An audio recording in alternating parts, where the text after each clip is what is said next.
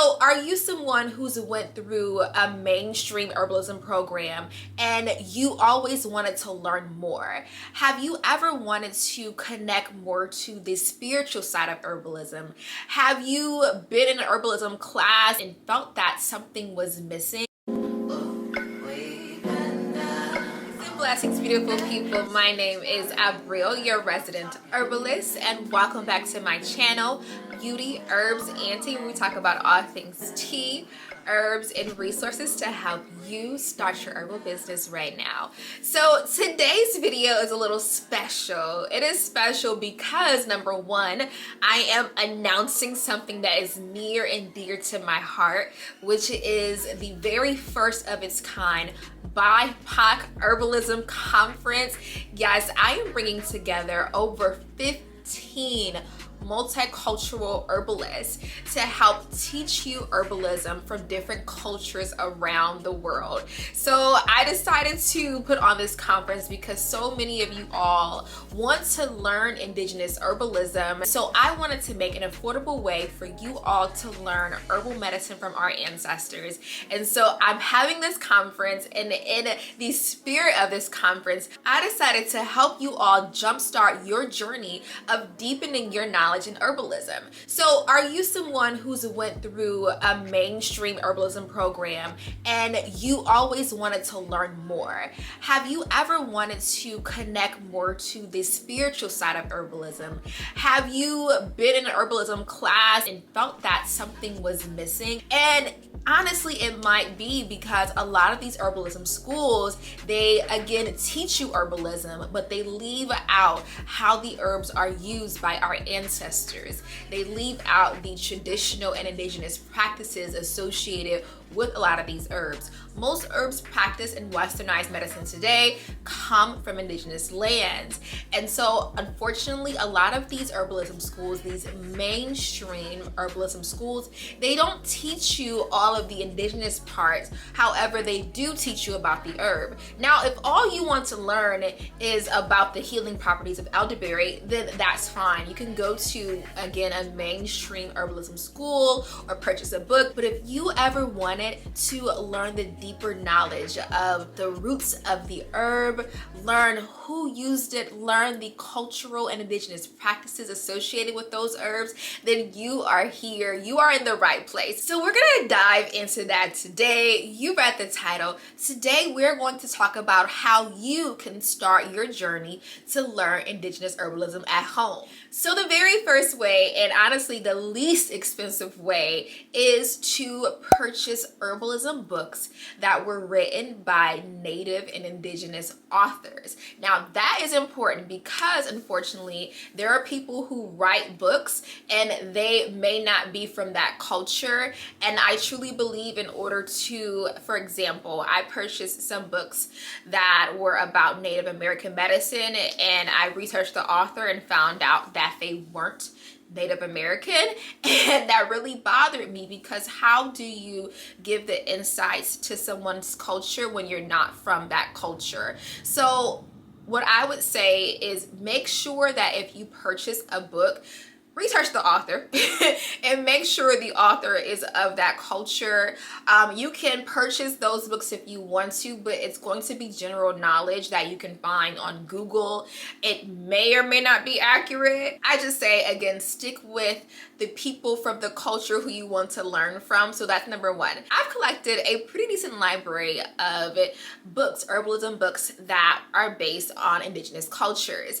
And that is how I began my journey. So a little backstory on my herbalism journey. I went to over 5 herbalism schools and I felt a void. I kept going to program after program after program, searching for something. I always wanted to learn more, and I realized that I was missing the deeper knowledge of the herb. I wanted to learn more about my ancestors. I have Nigerian and indigenous heritage, and unfortunately a lot of this knowledge was lost throughout my family. And I thought by starting to learn herbalism, I would learn a lot of that. So I started my herbalism journey wanting to learn more about my culture. And unfortunately, I didn't get it from any of these schools I was going to. And I wanted to learn more. So I started with Herbalism Books. And let me know down in the comments if you all would like for me to do a separate video on Indigenous herbalism books that you can start your learning with. Again, I'm looking at it right now. I have a full library of books that I dove into on African herbal medicine, on Jamaican herbal medicine, on Indigenous herbal medicine, on traditional Chinese medicine. So drop down in the comments if you all would like for me to do a separate video on that. That honestly opened my mind to so many different cultures, and again, just learning the rituals associated with the culture. That was honestly my favorite part about reading about my heritage, is learning about this herb that I use all the time and learning how to sit with the herb and meditate with the herb like our ancestors did. So the second way you can start your journey to learning more Indigenous herbal medicine is traveling. So I mentioned my story before, again, going to the schools and just feeling so empty, like I was missing something in herbalism. And so I started with the books, and the second thing I did was travel. I traveled the world to learn Indigenous medicine. How long would you have to drink this in order to prevent pregnancy? The Mayan ladies, they had their own calendars and stuff. They were able to track they kept their record, Got it. So before that time reaches, that they knew that probably the process what they did is not going to be working again, they will repeat that before it ends, Got it. So that you know that you are safe for another 2-3 months again. So before that 3 months expires, they will redo it again, So you can drink this and it'll keep you from not getting pregnant for 3 months. And then you gotta do it all over again. And I've been able to learn a lot of knowledge from herbal medicine from other cultures. And that's why I brought you all my Indigenous herbal retreats, because I wanted to teach you all what I was learning. And you can do it too. You can do it too. People ask me all the time, Abril, how do you travel and learn all of these things from all these cultures? I'm gonna tell you. So pick a country. Start off by picking a country you want to go to. When you get to your country, let it be known your intentions. A lot of my tour guides know a lot of herbs on the land. A lot of tour guides know other people in that country. And so I would talk to my hotel staff and my tour guide, let them know I'm an herbalist and I'm looking to learn more about the herbs there. And y'all, that hooked me up with everybody, okay? They hooked me up with everybody. I remember one time telling my driver my intentions on coming to the country. He stopped at a local medicine shop, got me a whole bunch of herbs. He drove me to another herbalist, and I sat there for the evening and we talked about herbal medicine, and they made me herbal medicine. And then he dropped me off at another village where I got to speak to the local medicine woman and medicine man. And it was all from me telling my driver, my Uber driver, my intentions. You use any herbal remedies here? You said you use lemongrass here. Well, we do a lot of herbs. Like we use cedar bark. Cedar bark, I've heard of that. Yes. Palo de hombre. Palo de hombre. You would know that. We do a lot of herbs together. We call it bitters. Bitters. Yes, I'm familiar with that. You drink that for cleanse your body. Fertility. If you want to conceive. Oh, that's wild yam. I know what wild yam is. I actually have used some wild yam before. And what is that down there? It's cedar bark. That's cedar bark. So when you go to these countries, you can in advance connect with people who are in the country. So I follow a lot of people on social media who are in these countries. And number two, connect with locals once you get to the country and learn it that way. And that's honestly how I'm able to curate so many of these retreats and my travel experiences. People think that I have a travel agent, and I don't. Hey babe, I'm recording. Babe. The next thing you're going to do, which may be a little harder, is an apprenticeship. So if you go to one of these countries, you may meet a local healer in that country and you can ask if they offer an apprenticeship. When I went over to Africa, to Kenya and Ghana, I did meet local herbalists there who offer an apprenticeship, and it was a few weeks up to a few months apprenticeship to work under them. Oh, I can grow my hair with that. Yeah, with guava. I didn't know that. So you can grow your locks with guava leaf. Cleanse it, make it fresh, and then grow naturally. So it's good for the spine. This is guava leaf, and it grows your hair. The ribs. So that is what you are seeing over there. Yes. Yeah. So that is how it is. Apart from that, we use it for the malaria, typhoid. You can drink it like a normal tea.